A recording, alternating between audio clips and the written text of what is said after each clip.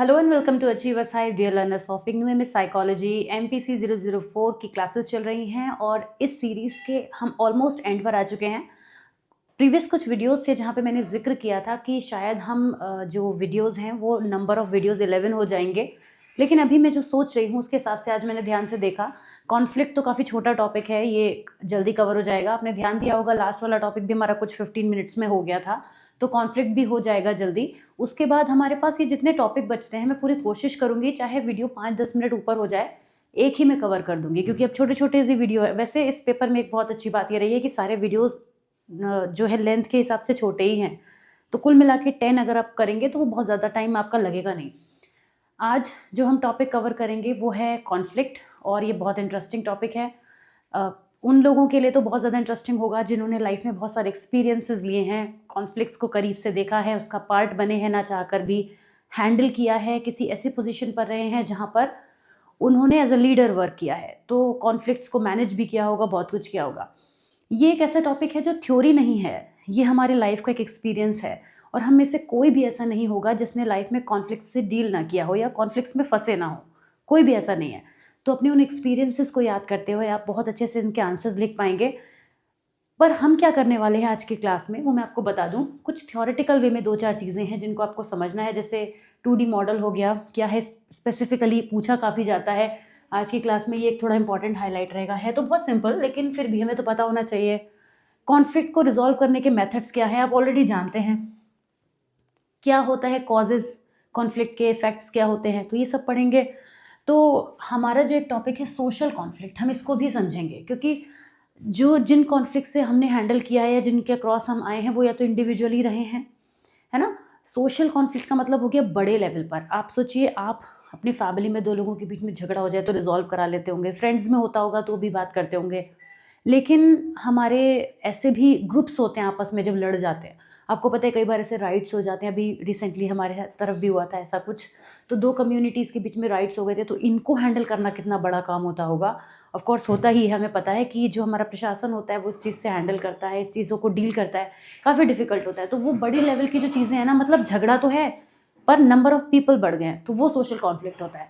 आते हैं page number 51 होना चाहिए जहाँ से हमारा टॉपिक स्टार्ट होगा, है ना। ये रहा कॉन्फ्लिक्ट। तो कॉन्फ्लिक्ट है क्या? अब ये कहने की जगह पे कि कॉन्फ्लिक्ट क्या है, बेहतर है ये समझना, जस्ट अ मिनट, कि कॉन्फ्लिक्ट क्या होता है हम अपने हिसाब से लिख सकते हैं लैंग्वेज में। कि कॉन्फ्लिक्ट दो लोगों या दो ग्रुप्स के बीच में, दो कम्युनिटीज़ के बीच में या दो सोशल सर्कल्स के बीच में किसी भी तरीके का ऐसा डिस्प्यूट है जिसमें उनके थॉट्स मैच नहीं करते, उनके इमोशंस मैच नहीं करते, उनके बीच में किसी न किसी तरीके की मिसअंडरस्टैंडिंग होती है, किसी तरीके का डिसएग्रीमेंट होता है, यही सब कॉन्फ्लिक्ट को क्रिएट करता है। कॉन्फ्लिक्ट क्रिएट जब होता है तो बहुत सारे इश्यूज़ के क्रॉस सभी लोग आते हैं। ऐसा कभी नहीं होता कि कॉन्फ्लिक्ट के बीच में आने वाले में से कोई भी एक पर्सन बहुत खुश हो, बहुत हैप्पी हो, बहुत नॉर्मल रह जाए, नहीं। ये नेगेटिव ही साउंड करता है कॉन्फ्लिक्ट, तो नेगेटिविटी ही लेकर आता है। Conflict is a state of opposition or incompatibility between individual or groups arising from differing interest, values, goal or needs. It can occur at the interpersonal, intrapersonal, ये मैं आपको बताऊंगी कि कैसे कैसे लेवल पर हो सकता है। दो लोग लड़ रहे हैं तो ये क्या हो गया, इंटरपर्सनल। दो लोग जब एक से ज़्यादा होते हैं, कई बार हमारी खुद से भी लड़ाई होती है, हम किसी बात पे खुद से नाराज़ होते हैं, या होता है ना एक अंदर की स्टेट होती है वो कॉन्फ्लिक्ट की, जब हम खुद से सेटिस्फाइड फील नहीं करते कुछ भी, तो वो जो इंटरनल लेवल पर होता है वो इंट्रा की फॉर्म में आता है, वो इंट्रापर्सनल होता है। पर इंट्रापर्सनल और भी होता है, मतलब एक ही जहाँ पे लोग एक से ज़्यादा होते हैं, आगे एक्सप्लेन करूँगी। Conflict is a natural and inevitable part of social interaction, जो कि कंपटीशन की वजह से हो सकता है, रिसोर्सेज की कमी की वजह से हो सकता है। मतलब कॉन्फ्लिक्ट की तो बहुत वजह हो सकती हैं, जब आप डिटेल में आगे पढ़ेंगे तो यहाँ का पैराग्राफ बनाने में आपको कुछ खास परेशानी होगी नहीं। बात करते हैं कि जो सोशल कॉन्फ्लिक्ट होता है वो क्या होता है, उसका नेचर कैसा होता है। कॉन्फ्लिक्ट तो जनरली आपने समझ ही लिया। सोशल कॉन्फ्लिक्ट कब अराइज होता है? जब दो या दो से ज़्यादा इंडिविजुअल या फिर ग्रुप, टू और more individual group perceive that their interest, needs और गोल्स आर इनकम्पैटिबल। दो लोगों के बीच में झगड़ा होता है, राइट। वो डिस्प्यूट्स हो जाते हैं, फैमिलीज़ के बीच में डिस्प्यूट्स हो जाते हैं, सोसाइटी में, कॉलोनीज़ में लोगों के घरों के बीच में हो जाते हैं, फिर सोसाइटी टू सोसाइटी हो जाते हैं, फिर स्टेट टू स्टेट हो जाते हैं, फिर देश टू देश भी हो जाते हैं, कंट्री टू कंट्री। तो जब उनके बीच में कोई भी इश्यूज़ ऐसे होते हैं जो मैच नहीं करते, जिस पर वो एक पॉइंट पर नहीं आ पाते, तो वो सोशल कॉन्फ्लिक्ट कहलाते हैं। पर्सनल कॉन्फ्लिक्ट में तो हम अलग तरीके से चीज़ों को देखते हैं, इंडिविजुअलाइज्ड हो जाते हैं। लेकिन सोशल कॉन्फ्लिक्ट में कलेक्टिव आइडेंटिटीज़ होती हैं। कलेक्टिव आइडेंटिटी का क्या मतलब हो गया? जैसे कि class, religion, ethnicity, political affiliation, मतलब इश्यू भी बड़ा होता है। लोग भी बड़े हैं तो इश्यू भी बड़ा होगा। 2 कंट्रीज़ किसी एक छोटी बात पर नहीं लड़ रही होंगी, बात भी बड़ी होगी, तो सोशल कॉन्फ्लिक्ट में कॉजेज़ भी बड़े होते हैं। सोशल कॉन्फ्लिक्ट का नेचर मल्टी डायमेंशनल होता है, मतलब ये ओपन भी हो सकता है, ओपनली नज़र भी आ सकता है, और ये हिडन भी हो सकता है कि जो है हमें नहीं पता हमारा जो पड़ोसी मुल्क है वो क्या प्लानिंग कर रहा है हमारे अगेंस्ट, या हमने क्या सोचा हुआ है उन्हें नहीं पता, तो हिडन हो सकता है वो, लेकिन वो फिर भी कभी ना कभी नज़र आएगा, क्योंकि वो केवल अंदर रखने की बात तो नहीं है, तो वो कभी तो दिखेगी। लेकिन जब तक वो हिडन है, वो हिडन की फॉर्म में भी कॉन्फ्लिक्ट ही है। डिस्ट्रक्टिव हो सकता है जब इसमें हम वायलेंस देखते हैं बहुत ज़्यादा। कंस्ट्रक्टिव हो सकता है when it prompts dialogue, reform and social change. ठीक है। Social conflict is also influence by power dynamics. ज़्यादातर तो यही होता है, बड़े लेवल पर जब होते हैं झगड़े तो उनमें पावर की लड़ाई होती है, कुर्सी की लड़ाई होती है। देखा ना आपने जब हम पॉलिटिक्स में देखते हैं इन चीज़ों को। सोशल कॉन्फ्लिक्ट हमें किस किस फॉर्म में नज़र आता है, ये अब आप इसे देखिए, जो मैं अभी पहले आपसे बात कर रही थी। इंट्रा ग्रुप कॉन्फ्लिक्ट, किसी एक ही ग्रुप के अंदर, एक ही फैमिली के अंदर, मतलब जो हमें एज एन इंडिविजुअल नज़र आते हैं। मैंने एक चीज़ तो आपको ये बताई कि जब हम अपने मन में अंदर बेचैनी होती है, कोई प्रॉब्लम होती है, तो वो एक तरीके का इंट्रा कॉन्फ्लिक्ट ही है जो हम खुद से फील कर रहे होते हैं। लेकिन यहाँ पर इंट्रा कॉन्फ्लिक्ट में एक से ज़्यादा भी लोग होंगे, पर वो दुनिया को हम एज एन इंडिविजुअल देखेंगे। जैसे आपने कहा कि मिस्टर XYZ की फैमिली में बहुत ज़्यादा विवाद हो गया और लोग आपस में लड़ पड़े, तो वो एक फैमिली जो है वो एक यूनिट होती है, सोसाइटी में एक यूनिट की तरह से नज़र आती है। तो फैमिली एक सिंगल यूनिट हो गई, इसलिए उसके अंदर लड़ने वाले लोग और उसी अपने ही अंदर के मुद्दे पे लड़ रहे हैं, ये भी समझिएगा कि जो उनका मुद्दा है ना वो उन्हीं के आपस के बीच का है। तो वो केस किस में आ जाएगा? इंट्रा ग्रुप में आ जाएगा। फिर इंटर ग्रुप में क्या होगा? 2 या 2 से ज़्यादा डिस्टिंक्ट सोशल ग्रुप, क्योंकि हम जिस कॉन्फ्लिक्ट की अभी बात कर रहे हैं वो उस लेवल का है जिसमें हम बड़ी चीज़ों को इन्वॉल्व कर रहे हैं, इसलिए यहाँ पे इंट्रा ग्रुप में आपको फैमिली छोटी दिख रही होगी। वैसे तो ऐसे ही लगेगा ना कि 2 से ज़्यादा लोग, तो 2 लोग तो घर के भी हुए, लेकिन फैमिली एक छोटी यूनिट हो जाती है। जब हम बहुत बड़ी दुनिया को देख रहे हैं ना, तो फैमिली क्या है? छोटी सी चीज़ है। इसी वजह से इंटर ग्रुप में क्या होगा? ज़्यादा लोग नज़र आते हैं। अब मैंने अभी क्या कहा कि सोशल कॉन्फ्लिक्ट में झगड़े के मुद्दे बड़े हैं, तो एथनिक, रिलीजियस, ये सब जो क्लैशेस होते हैं वो थ्रेट की तरह परसीव किए जाते हैं, तो ये भी एक सोशल कॉन्फ्लिक्ट का एग्जाम्पल हो गया, मतलब फॉर्म हो गई। क्लास कॉन्फ्लिक्ट, जब लोग इकोनॉमिकली रिच पुअर वाला लेवल पर होता है उन लोगों के बीच में, तो वर्किंग क्लास और दूसरी तरीके के लोगों में कुछ भी लेवल हो सकता है, क्लास लेवल पर जब कॉन्फ्लिक्ट्स होते हैं तो उन्हें हम क्लास कॉन्फ्लिक्ट कहते हैं। मुझे एक बड़ा फ़नी सीन याद आ गया, पता नहीं आप में से किसी ने वो मूवी देखी होगी, नहीं होगी, देखी होगी, पर मुझे ध्यान है, मैं काफ़ी छोटी थी जब वो मूवी आई थी। आमिर खान, अजय देवगन की एक मूवी है इश्क, अगर आपने किसी ने देखी होगी, तो मैं तो बहुत हंसी थी उस मूवी को देख के। तो उसमें वो एक, शायद I don't remember exactly, but उनमें से किसी एक का फादर होता है जो गरीबों से बहुत चिढ़ता है, तो वो बिहेवियर दिखाता है। I am just making it light weighted here, लेकिन वो एक्चुअल में है वैसा चीज़ है कि वो गरीबों के टुवर्ड्स उसको इतनी प्रॉब्लम होती है कि अगर किसी गरीब ने उसकी टेबल को टच भी कर दिया तो वो उसे यूज़ नहीं करेगा, इस तरीके का। तो मतलब एग्जाम्पल के तौर पे मैं आपको बता रही हूँ कि क्लास कॉन्फ्लिक्ट में यही होता है, लोग होते हैं क्लास कॉन्शियस कि हम इस लेवल के हैं, तो मैंने बहुत करीब से इन चीज़ों को देखा है कि लोग ऐसा बिहेव करते हैं, ऊंचा नीचा बहुत करते हैं, और उसी की वजह से कॉन्फ्लिक्ट्स हो जाते हैं, राइट। तो ये कुछ इस तरीके के एग्जाम्पल हो गए। मैं भी आपको कहाँ कौन से एग्जाम्पल पे ले गई, वैसे रिलेटेबल कुछ खास था नहीं, जस्ट फॉर फन, पर ठीक है। आप कॉन्फ्लिक्ट्स बड़ा नेगेटिव टॉपिक है तो कुछ ज़रा सा फ़नी हो गया। एथनिक एंड रिलीजियस कॉन्फ्लिक्ट, अब इनके बारे में तो क्या ही कहें, इतने ज़्यादा हमने देखे हैं। रिलीजन आपस में लड़ रहे हैं, धर्म के नाम पर लड़ रहे हैं लोग। कोई भी धर्म ये नहीं सिखाता झगड़ा करना, मारपीट करना, लेकिन करते हैं, होता है, आपको पता है सब चीज़ें होती हैं। तो वहाँ पर हम देखते हैं कि क्यों होता है। एक कल्चरल डोमिनेंस स्टैब्लिश करने के लिए, मतलब मैं बेहतर हूँ तुमसे, तुम मुझसे छोटे हो। हमेशा कॉन्फ्लिक्ट में ये चीज़ देखने को मिलेगी कि पावर का जो है वो बहुत बड़ा रोल है। एक ग्रुप, पर्सन, क्लास जो भी है, वो अपनी पावर को दिखाना चाहता है दूसरे को, और दूसरा भी कम नहीं है, वो भी अपनी पावर को ही दिखाना चाहता है इन अ वे। तो ये इस तरीके से चलता है। पॉलिटिकल कॉन्फ्लिक्ट की तो क्या ही बात करें, हम सबको पता है एक पक्ष होता है तो एक विपक्ष भी होता ही है। पॉलिटिकल कॉन्फ्लिक्ट में हम देखते हैं कि आइडियोलॉजीज डिफरेंट होती हैं, उसके अलावा लीडरशिप स्ट्रगल्स होते हैं, डिस्प्यूट्स होते हैं, बहुत सारे पॉलिटिकल कॉन्फ्लिक्ट इस तरीके से फॉर्म नज़र आती है। वैल्यू बेस्ड, कि हमारे वैल्यूज़ ज़्यादा इंपॉर्टेंट हैं, कुछ सोशल इश्यूज़ पे बात करना, लॉज कस्टम्स इनको हाईलाइट करना, ये इस तरीके से कॉन्फ्लिक्ट हो जाते हैं, मतलब इन पर जब कोई बात करता है। अब देखिए ना, जैसे रिसेंटली क्या है, मैं कई ऐसे इश्यूज़ देखती रहती हूँ, इंस्टाग्राम पे दिखते हैं और भी सोशल मीडिया पे नज़र आते हैं कि कोई एक बड़ी अलग सी बात कर रहा है, बहुत अलग सी बात कर रहा है, तो वो दूसरे के थॉट को नीचा दिखा रहा है। अब उसके थॉट को नीचा दिखाने के लिए और भी लोग उसके कमेंट्स में आ जाते हैं कि नहीं तुम ऐसा सोच रहे हो, ये तो ऐसा नहीं है। तो वो कॉन्फ्लिक्ट क्रिएट हो रहा है, वहाँ पे कुछ पॉजिटिव टॉक्स नहीं हो रही हैं, वो वहाँ पे वर्बल स्पैट चल रही है। सोशल कॉन्फ्लिक्ट की कैरेक्टरिस्टिक्स क्या हैं, कैसे कैसे नज़र आता है? कैरेक्टरिस्टिक्स की बात करें तो groups are connected, action of one affect the other. आप ये सोचिए, जब दो लोग, बड़ा सिंपल बात है, जैसे हम बड़ी सिटीज़ में देखते हैं, एक घर में क्या हो रहा है पड़ोसी को कोई मतलब नहीं है, क्या उनके बीच में कोई कॉन्फ्लिक्ट होगा? नहीं। लेकिन अगर एक के घर से दूसरे का रास्ता चला जाए, अगर let's say, I don't know, मुझे पता है ऐसा कुछ नहीं होता है, तो उसको कभी ना कभी उससे कुछ ना कुछ प्रॉब्लम होगी, है ना? जैसे मैंने देखा सोसाइटी में क्या होगा, कार पार्किंग को लेकर लड़ने लग जाएंगे कि ये तो मेरा स्पेस था, उसने क्यों खड़ा किया, क्योंकि वो स्पेस है वो कहीं ना कहीं यूज़ में आ रहा है दूसरे के। तो अगर इंटरडिपेंडेंस है तो कॉन्फ्लिक्ट होने के चांसेस रहेंगे। मतलब अगर कॉन्फ्लिक्ट हो रहा है तो ये कैरेक्टरिस्टिक है कि उनके बीच में कुछ ना कुछ इंटरडिपेंडेंस है, मतलब कनेक्टिविटी है, सिंपल कनेक्टिविटी है तभी तो हो रहा है। जिनको आपस में रिलेशन नहीं होगा उनके बीच में कॉन्फ्लिक्ट कैसे हो जाएगा?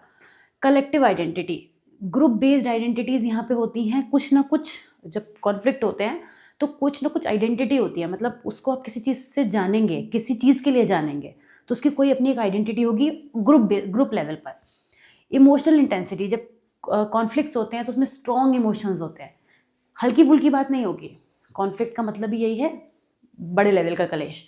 तो इमोशनल इंटेंसिटी में यहाँ पे इमोशंस भी होंगे। पावर डायनामिक्स अभी बात की थी, एक पार्टी दूसरे को दबाने की कोशिश करेगी, पावर का यहाँ पे हम रोल देखेंगे। Perceived injustice arises from real और इमेजिन इक्वालिटी, मतलब उसके साथ गलत हो रहा है, मेरे साथ गलत हो रहा है, ऐसा हो गया, इस ग्रुप को वैल्यू नहीं दी गई, या फिर किसी को प्रोवोक ही कर देना। जैसे लीडर्स ज़्यादा करते हैं ऐसा, पॉलिटिक्स में ज़्यादा ऐसा होता है कि जैसे मान लीजिए कोई पार्टी जो है वो समय सत्ता में है, तो विपक्ष क्या करेगा, मान लीजिए किसी एक ग्रुप को ये रियलाइज़ कराना कि तुम्हारे अगेंस्ट तो सब कुछ गलत हो रहा है, तुम्हारे साथ तो कुछ अच्छा ही नहीं हो रहा है। तो फिर क्या होगा, वो अब उसकी आवाज़ जागेगी, उसको लगेगा कि हाँ ये तो गलत हो रहा है मेरे साथ में। या वो खुद भी ऐसा सोच सकते हैं, ज़रूरी नहीं विपक्ष करे, वो खुद भी ऐसा सोच सकते हैं, उनके बीच में से भी कोई ऐसा सोच सकता है कि हमें बेनिफिट नहीं मिल रहा है। फिर क्या होगा, वो लोग प्रोटेस्ट करेंगे, नारेबाजी करेंगे, जो भी करेंगे, तोड़फोड़ मचाएंगे, तो हम कॉन्फ्लिक्ट होते हुए देखेंगे। मैनिफेस्ट और लेटेंट, ये ओपनली एक्सप्रेस हो सकता है प्रोटेस्ट की फॉर्म में, या फिर हिडन रह सकता है। साइलेंटली डिस्क्रिमिनेट करना, डिस्ट्रक्टिव और कंस्ट्रक्टिव हो सकता है, ये वायलेंस को भी क्रिएट कर सकता है और अवेयरनेस को भी रिफॉर्म कर सकता है। कई बार कॉन्फ्लिक्ट फिर वो उसकी स्ट्रेंथ उतनी ज़्यादा नहीं होती, इंटेंसिटी ज़्यादा नहीं होती, लेकिन हाँ हो सकता है। Escalation potential, without resolution conflicts can grow in intensity and scale, अगर उसको रिजॉल्व ना किया जाए तो ये बढ़ता ही है, ये ऐसी आग है जिसमें घी डालने की भी ज़रूरत नहीं है, अपने आप ही इसकी इंटेंसिटी बढ़ती रहती है। इस पर सोशो कल्चरल इन्फ्लुएंस का बहुत फ़र्क पड़ता है, कहाँ के कल्चर का, जिस कल्चर के लोग हैं, थोड़ा शांत रहने वाले लोगों का उस तरीके से बिहेवियर होगा, एग्रेसिव लोगों का वैसा होगा, तो थोड़ा सा नेचर का भी फ़र्क पड़ता है। कॉन्फ्लिक्ट के कॉजेज़ क्या होते हैं और इफ़ेक्ट क्या होते हैं? कॉजेज़ तो हमें पता ही है, आपने देखा है ना, जैसे बहुत बेसिक लेवल पे कॉजेज़ बहुत सारे हो सकते हैं, अभी ये सब बता दूंगी मैं आपको। सड़क पर दो गरीब बच्चे रोटी के लिए भी लड़ सकते हैं, वो भी एक वजह हो सकती है, यानी रिसोर्सेज की स्कैरसिटी होना, कमी होना। पर कमी किसी भी चीज़ की होगी, एक सीट के लिए दो पॉलिटिकल पार्टी लड़ रही हैं, तो वो पावर के लिए लड़ रही हैं, पावर को गेन करना चाहते हैं। कुछ लोग रिलेशनशिप में लड़ रहे हैं, कह सकते हैं कॉन्फ्लिक्ट्स का क्यों हो रहे हैं उनके बीच में, तुम मुझे टाइम नहीं देते या तुम मेरे इमोशंस की वैल्यू नहीं करते, तो to seek the validation for love care affection, ये भी हो सकता है। तो कॉन्फ्लिक्ट की कुछ भी वजह हो सकती है, किसी भी लेवल पे देखिएगा अलग अलग रीज़न, आप इससे ज़्यादा अच्छे रीज़न लिख देंगे, या तो फिर भी दो चार ही होंगे। या फिर अपॉर्चुनिटीज़ ना मिल पाना, जब कंपटीशन ज़्यादा होता है तो भी कॉन्फ्लिक्ट हो जाते हैं। अब अगर एक अनार 100 बीमार सुना है ना आपने, तो 100 बीमार ही सुना है ना, 100 अचीवर्स तो नहीं सुना है, 100 बीमार हैं क्योंकि उनको नहीं मिल रहा है वो चीज़। तो जब ऐसा होता है कि बेरोज़गारी जिसका एग्ज़ाम्पल हो जाता है कि वैकेंसीज़ नहीं है जॉब की, लोग जॉब करना चाहते हैं तो नहीं मिल रही है, तो उसके लिए स्ट्रगल कर रहे हैं, फाइट कर रहे हैं, कॉन्फ्लिक्ट्स हो रहे हैं। तो बहुत सारे कॉजेज़ हो सकते हैं। अब देखिए, रिसोर्सेज़ की कमी होना, रिसोर्सेज़ किसी भी फॉर्म में, पैसों के लिए भी लड़ते हैं लोग, पैसों की वजह से भी बहुत लड़ाई झगड़े होते हैं। पुअर फैमिलीज़ में ज़्यादा झगड़े होते हैं एज़ कम्पेयर टू एक वेल अर्निंग फैमिलीज़ में, पर वो रीज़न अलग अलग हो जाते हैं। ये तो मैं बिल्कुल नहीं कहूँगी कि लड़ाई सिर्फ पैसों के लिए होती है, क्योंकि लड़ने वालों के लिए तो कोई रीज़न की ज़रूरत ही नहीं है। मनी, लैंड, जॉब अपॉर्च्युनिटीज़ ये सब हो सकती हैं। जब एक ग्रुप को लगता है कि दूसरा जो ग्रुप है, then it's fair share, tension builds, तब भी हो जाती है। वैल्यू के डिफरेंसेस होने पर, आइडियोलॉजीज, बिलीफ, ये सब बदलने पर भी हो जाते हैं। रिलीजियस पॉलिटिकल पार्टीज लड़ती हैं। कम्युनिकेशन पुअर होने पर, ये तो रिलेशनशिप में सबसे ज़्यादा होता है, किसी भी रिलेशनशिप में जहाँ पे बात अच्छे से कन्वे नहीं होती है, या मन में रखने वाले जो लोग होते हैं वो भी लड़ते रहते हैं। पुअर कम्युनिकेशन, पावर का इम्बैलेंसेस, कई बार फैमिली में भी ऐसा होता है कि जो घर के बड़े होते हैं वो फैमिली को सही से लीड नहीं कर पाते, तो पावर बैलेंस ना होने की वजह से भी हो जाता है। और ये मैं तो एक फैमिली का एग्जांपल दे रही हूँ, पर ज़्यादातर पावर की चीज़ें जो हमें दिखती है ना, वो हमें बड़े लेवल पर ग्रुप्स पे दिखती है। सोशल आइडेंटिटी और group bias, in group versus out group dynamics में रिजल्ट इन प्रेजुडिस, स्टीरियोटाइपिंग, ये भी होता है। तब भी कॉन्फ्लिक्ट हो जाते हैं। मतलब मैं जिस ग्रुप में हूँ, मैं जिन लोगों में हूँ, मैं उन्हीं को फेवर करूँ, दूसरे ग्रुप को सपोर्ट ना करूँ, तो ये भी हो जाता है, ये भी रीज़न बन जाते हैं। फ्रस्ट्रेशन एग्रेशन थ्योरी ये कहती है कि जब हमारी गोल्स ब्लॉक होते हैं, हमारी नीड्स फुलफिल नहीं होती हैं, तो हम फ्रस्ट्रेट होते हैं, जिससे हम एग्रेसिव हो जाते हैं। ये थ्योरी है। ओके, अब कॉन्फ्लिक्ट का इफेक्ट क्या होता है? नेगेटिव इफेक्ट्स की बात करें तो इमोशनल स्ट्रेस होता है, रिलेशनशिप ब्रेकडाउन होना, वायलेंस एग्रेशन में दिखना, रिड्यूस प्रोडक्टिविटी, टाइम वेस्ट होना, एनर्जी का लॉस होना, फिजिकली ड्रेन हो जाना, इमोशनली वीक हो जाना, कभी कभी डिसऑर्डर्स भी कैच कर लेते हैं कॉन्फ्लिक्ट्स में ज़्यादा रहने से। पॉजिटिव इफेक्ट्स क्या होते हैं? प्रमोट चेंजेस, कॉन्फ्लिक्ट कई बार अच्छे आउटकम लेके आता है, ग्रोथ और रिफॉर्म भी क्रिएट कर सकता है, इश्यूज भी क्लैरिफाई हो जाते हैं। जैसे होता है ना कि when there is all love, एक रिलेशनशिप में सोचिएगा कि जब बहुत ज़्यादा सब प्यार प्यार है, ठीक है, तो वो बहुत दिन तक नहीं चल सकता, एक स्पार्क लाने का काम करता है कॉन्फ्लिक्ट।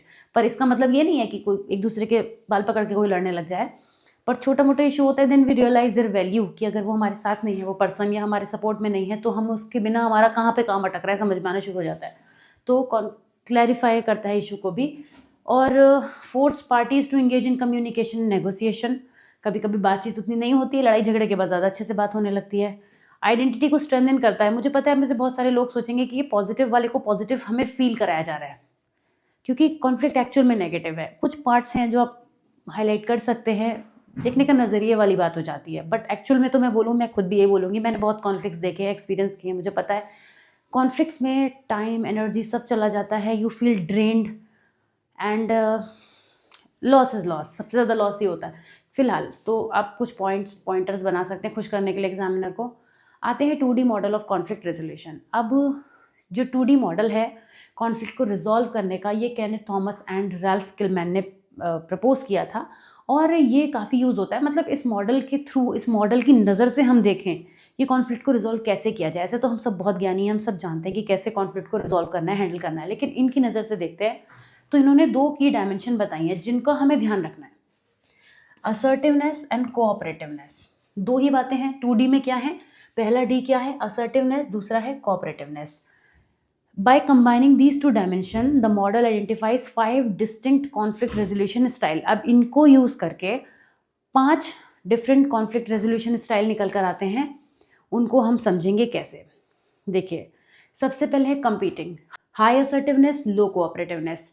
मतलब ये एक विन लूज अप्रोच है, ठीक है, जहाँ पे असर्टिवनेस हाई है और कोऑपरेटिवनेस लो है। मतलब compete ज़्यादा कर रहे हैं लोग। Individual pursue their own goal forcefully with little regard for others need, दूसरों की चीज़ों का उतना ख्याल नहीं रखेंगे। मतलब कॉपरेशन कम है और खुद के लिए ज़्यादा सोच रहे हैं।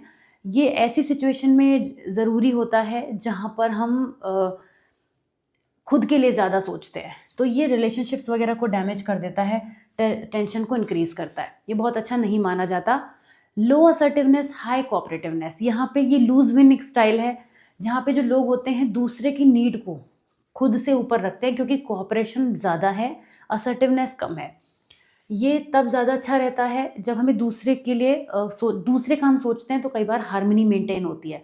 सोचते हैं ना, अरे यार शांति हो जाओ तो शायद यही मैटर सॉल्व हो जाएगा, वो वाला लेवल होता है ये। अवॉइडिंग, यहाँ पे लो असर्टिवनेस है, लो कोऑपरेटिवनेस है। यहाँ पे अगर टाइम से प्रॉब्लम को हैंडल ना किया जाए, क्योंकि अवॉइडेंस हमेशा टालता है, चीज़ों को ख़त्म नहीं करता है। तो ये अवॉइडेंस की स्ट्रैटेजी में क्या होता है, individual side step the conflict, इससे बात नहीं करते, लेकिन इसमें बढ़ता है। देखिए, दो लोग जब एक दूसरे से नाराज़ हों और बातचीत ना करें तो उनकी टेंशन, वो अकेले में भी ना कुछ सोच ही रहे होंगे, मन में फाइट चल रही होगी, अंदर से डायलॉग्स चल रहे होंगे कि ऐसा हो जाएगा, वैसा हो जाएगा, चलता रहेगा, रुकेगा कुछ नहीं। तो अवॉइडेंस कभी भी अच्छी स्ट्रैटेजी होती नहीं है। कोलैबोरेटिंग, हाई असर्टिवनेस और हाई कोऑपरेटिवनेस, ये विन विन स्ट्रैटेजी है, जहाँ पे दोनों पार्टीज जो है वो म्यूचुअल बेनिफिट की सिचुएशन में आ जाते हैं और एक दूसरे के साथ वर्क करते हैं। आपने ज़्यादातर 4 ही सुनी होंगी, 4 ही होती हैं, अगर आप 4 भी लेके आएंगे तो चलेगा, कोई इशू नहीं है। 5th है कॉम्प्रोमाइजिंग, लेकिन कोलैबोरेशन और कॉम्प्रोमाइज में फ़र्क होता है, समझिएगा।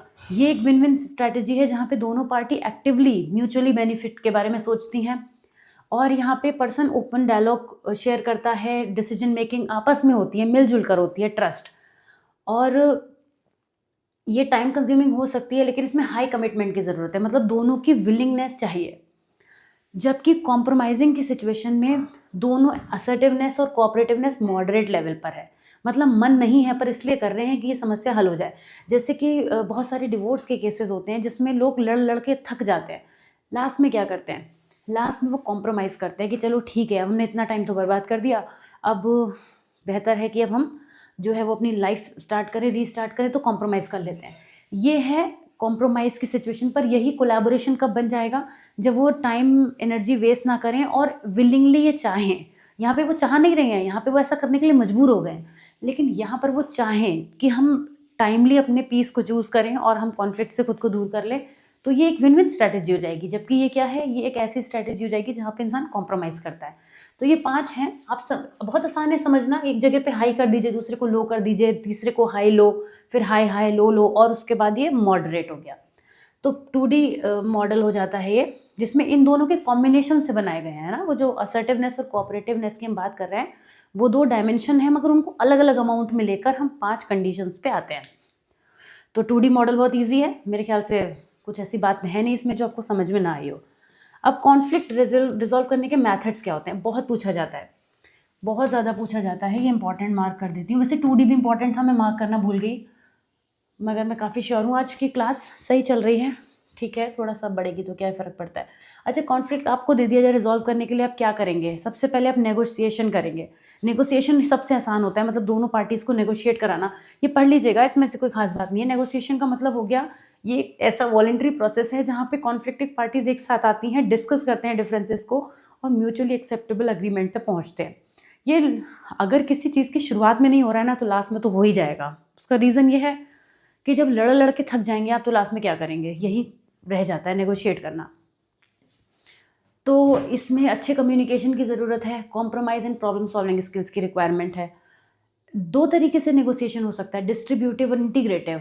वही विन लोज अप्रोच है ना, और विन विन अप्रोच। जहाँ पे विन विन अप्रोच कब होगी, जहाँ दोनों अपने बेनिफिट्स को सोचते हुए टाइमली चीज़ों को कर लेंगे। और विन लूज अप्रोच तब होगी जब हम लिमिटेड हो जाएंगे चीज़ों पर, उस जैसे आपने अभी समझा था नेगोशिएशन में। मीडिएशन भी हो सकता है, मीडिएशन में थर्ड पार्टी इन्वॉल्व होती है हमेशा, मतलब लोग आपस में मिलके नहीं कर रहे हैं, जो ऊपर कर रहे थे वो आपस में मिलके था। यहाँ पे क्या है, एक तीसरी पार्टी भी आ जाती है, वो भी अपने ओपिनियन और व्यूज़ रखती है, दोनों को नॉन जजमेंटल होकर सुनती है। ये बड़ा ज़रूरी है। अगर वो ज़रा भी बायस्ड है, इसीलिए कोशिश की जाती है कि एक ऐसे पर्सन को रखा जाए जो दोनों से ही एसोसिएटेड ना हो या फिर दोनों को ही जानता हो। तो ऐसे में मीडिएशन का प्रोसेस होता है। मीडिएटर जो है वो मिसअंडरस्टैंडिंग को क्लैरिफाई करने में हेल्प करता है। आर्बिट्रेशन, ये काफ़ी फॉर्मल मेथड है जहाँ पे थर्ड पार्टी जो है वो दोनों साइड को सुनती है और एक बाइंडिंग डिसीजन बनाती है। ये लीगल, बिजनेस और डिस्प्यूट्स में यूज़ होता है। मीडिएशन ज़्यादातर आर्बिट्रेरी मेथड भी जो होता है वो यही बताता है कि यहाँ पे फॉर्मल तरीके से चीज़ें होती हैं। ऊपर हम जो बात कर रहे थे ना, वहाँ उसमें मीडिएशन में वहाँ इनफॉर्मल भी चल सकते हैं, लेकिन आर्बिट्रेरी फॉर्मल ज़्यादा होता है। ये इसमें डिफ्रेंसिएशन होता है। उसके बाद कॉन्सिलेशन, मीडिएशन के सिमिलर होता है, लेकिन कॉन्सिलेटर जो होता है वो कुछ पॉसिबल सोल्यूशन सजेस्ट करता है और एक तरीके से दोनों के बीच में बाइंडिंग का काम करता है, उनकी रिलेशनशिप को स्ट्रॉन्ग करने की कोशिश करता है। ये ज़्यादातर इंटरनेशनल इंडस्ट्रीज़ डिस्प्यूट्स में यूज़ होता है। सबकी रिक्वायरमेंट अलग अलग हो जाती है, किस जगह पे कहाँ यूज़ हो रहा है उस हिसाब से। फिर dialogue and communication, open respectful और एम्पैथेटिक कम्युनिकेशन भी कई बार कॉन्फ्लिक्ट्स को जो है वो रिड्यूस करता है। तो एक दूसरे के मेथड्स को समझने में ये हेल्प करता है, एक दूसरे के थॉट्स को समझने में हेल्प करता है, सॉरी। और ये मेथड जो है वो इंटरपर्सनल और कम्युनिटी कॉन्फ्लिक्ट्स को रिजॉल्व करने में यूज़ होता है, जहाँ पे कम्युनिकेशन के थ्रू ही बात होती है। फिर लीगल लेवल पे देखें तो जहाँ पे इनफॉर्मल मेथड फेल हो जाते हैं वहाँ पे कोर्ट, इंस्टीट्यूशनल फ्रेमवर्क ये सब काम करते हैं। लॉ, पॉलिसीज़, एडमिनिस्ट्रेटिव एक्शन ये हेल्प करते हैं लार्ज स्केल पर मैनेज करने में, तो वहाँ लीगल मेथड हम यूज़ करते हैं। पीस बिल्डिंग एंड रिकन्सिलेशन, ये रिकन्सिलेशन का ही दूसरा टाइप है जहाँ पे पीस को फोकस किया जाता है थोड़ा सा, और ये ट्रस्ट को रीबिल्ड करने में यूज़ होता है। तो कुल मिला के इफेक्टिव मेथड्स हो गए कई सारे जिनकी हेल्प से हम जो है कॉन्फ्लिक्ट को रिजॉल्व कर सकते हैं। कॉन्फ्लिक्ट से क्वेश्चन ज़रूर आएगा, ग्रुप से क्वेश्चन ज़रूर आएगा। ग्रुप हमारा नेक्स्ट टॉपिक है, नेक्स्ट क्लास में कवर करेंगे। पूरी कोशिश तो यही रहेगी कि ग्रुप और जो एक लास्ट टॉपिक बचा है कंबाइन करके मैं क्लास ख़त्म कर दूं, भले ही वो 30 मिनट्स के ऊपर चली जाए, पर एक ही वीडियो में बात पूरी ख़त्म हो जाए। बाकी देखते हैं जब हम करेंगे तो कितना, क्योंकि मेरे एक्सप्लेनेशन का मुझे खुद पता नहीं रहता मैं कितना लेंदी कर दूँ या फिर कितना क्विकली कोशिश नहीं कर पाती हूँ। खैर, मिलती हूँ आपसे नेक्स्ट वीडियो में। कैसा लगा आज का वीडियो ज़रूर बताएगा। जल्दी मिलती हूँ। Take care, see you super soon, bye bye.